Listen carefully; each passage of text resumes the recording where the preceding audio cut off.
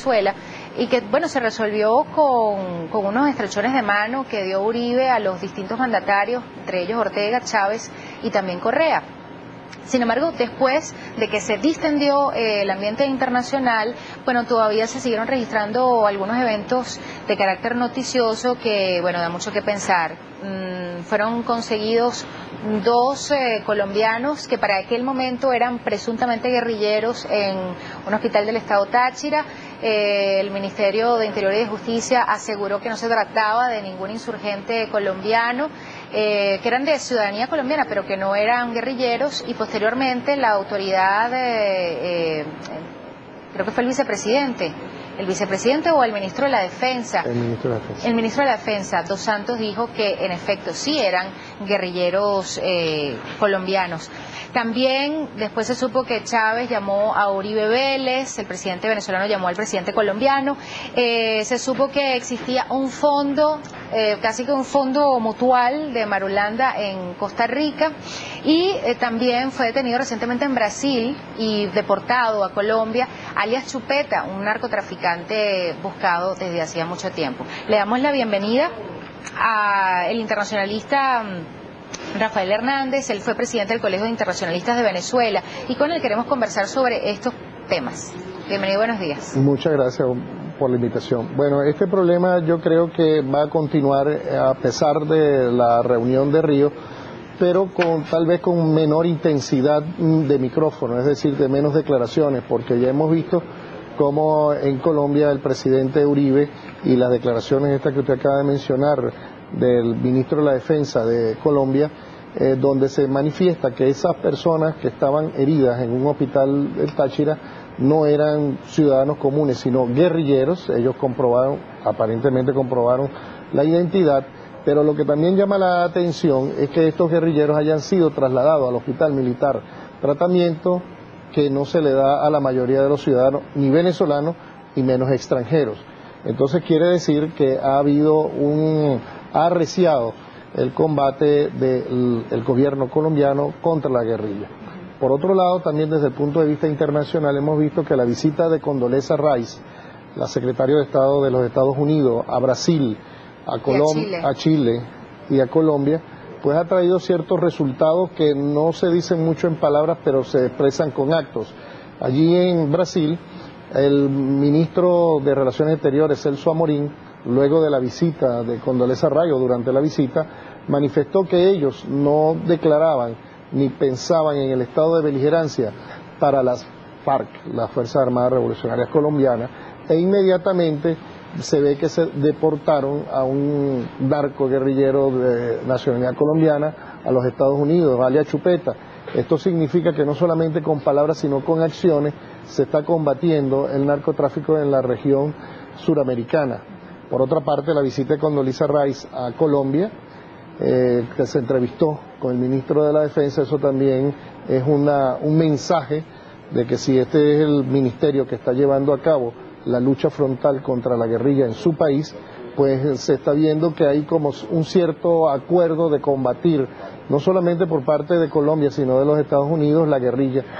La visita a Chile y posteriormente también, antes de la visita a Chile de Condoleezza Rice, las declaraciones del presidente Bush, que por primera vez se refiere a nuestro presidente con su nombre y apellido, sí, y que se están cediendo espacios, se están cerrando espacios democráticos. Eso de dedicarle Bush unos segundos a la situación venezolana y específicamente a la mención por nombre y apellido del presidente Chávez, ¿qué significa? ¿Y es bueno o es malo? ¿Es contraproducente para la política internacional de Estados Unidos? ¿Le está dando mucha importancia a un asunto que definitivamente la tiene, pero poniendo en relevancia a una persona en particular o no?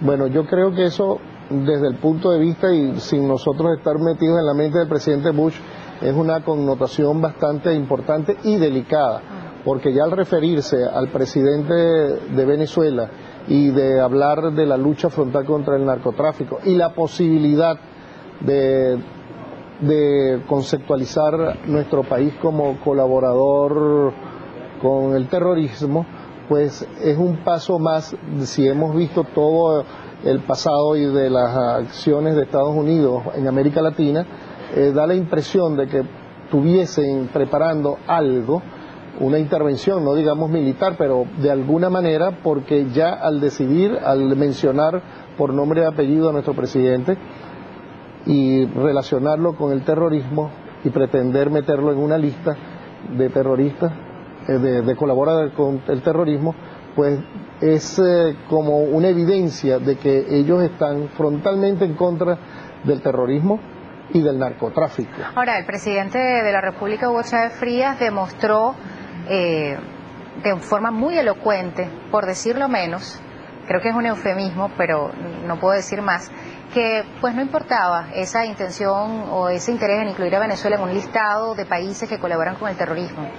Claro, es una cuestión que en un principio sería como una acción unilateral de los Estados Unidos de calificar a los estados como terroristas o contribuyentes con el terrorismo. Algún analista en estos días que oí por la radio hablaba de que esa lista en principio era muy parecida a la lista de Tascón, porque Tascón en Venezuela publicó esa lista y eso le limitaba el acceso a la cosa pública a la mayoría de los venezolanos que votaron por el referéndum revocatorio para el presidente Chávez. Pero esto es una cuestión más seria, en el sentido de que al intentar calificarse como colaborador del terrorismo a Venezuela o a cualquier otro país, eso también lo llevan a la Unión Europea, y la Unión Europea en estos momentos ha calificado de terrorista a las FARC. ¿Y qué es lo que significa en la realidad esto? Esto lo que significa es que se limita o se anula el acceso a los convenios de cooperación con la Unión Europea para comenzar, y también con la cooperación y los préstamos del Banco Mundial y el Banco Mundial fundamentalmente y el Fondo Monetario Internacional para los países que son calificados de esa manera. Pero en todo caso... Pero el presidente Chávez ha dicho que no le interesa mucho ni el Fondo Monetario Internacional ni el Banco Mundial. Entonces, como que verdaderamente no le afectaría a él, vamos a ver si a Venezuela en su totalidad no le afectaría el entrar a figurar, en que Venezuela entre a figurar en esa lista. Claro, entonces el asunto es que nosotros los venezolanos somos los que tenemos que decidir esta cuestión. Yo creo, claro, constitucionalmente, como debe ser, el presidente de la República es el que dirige la política exterior de Venezuela, lo cual ha sido tradicionalmente así. Pero eso no significa que la población venezolana, al ver afectados sus intereses, no pueda pedirse una consulta nacional, porque fíjense ustedes, los primeros afectados que tenemos con la política exterior son los que viven en la zona transfronteriza, claro, que son los industriales, los comerciantes, los transportistas, claro, los que tienen unas relaciones cordiales con el otro lado de la frontera, de aquí para allá, de allá para acá. Claro. Entonces, esos no están de acuerdo con muchas cosas, con el envío de las tropas, porque Venezuela ha sido tradicionalmente un país que cuando han salido sus tropas, sus ejércitos al exterior, es para buscar, para ayudar, a coadyuvar la libertad de los países hermanos, como fue en la independencia. Entonces, es unos gastos innecesarios que afectan la vida del venezolano en general, porque si nosotros, lo cual está muy bien, estamos mediando, prestamos nuestros buenos oficios, a veces el territorio, para que se logren conversaciones entre el gobierno colombiano y la guerrilla, pues tampoco podemos permitir que entonces los problemas que existen en el vecino país se nos trasladen acá, que nosotros ya tenemos bastante problemas de inseguridad, etcétera. Entonces hay que ver muy seriamente cómo afecta a la población total esto de la mediación de Venezuela en la liberación de los rehenes, en el proceso de pacificación colombiano. Porque también hemos visto, en estos días estábamos viendo un informe de la Unidad de Información y Análisis Financiero del Ministerio de Hacienda de Colombia, donde hablan del financiamiento de la guerrilla, de la FARC. Entonces, ¿cuáles son los mecanismos que ellos tienen para financiarse?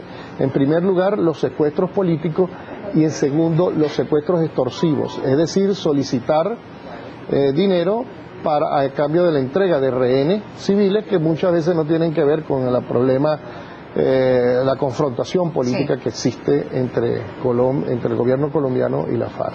Profesor, muchísimas gracias por haber venido a nuestro programa. Era el profesor Rafael Hernández, él es internacionalista y fue además presidente del Colegio de Internacionalistas de Venezuela. Nosotros, amigos de Globovisión, nos vamos a la pausa.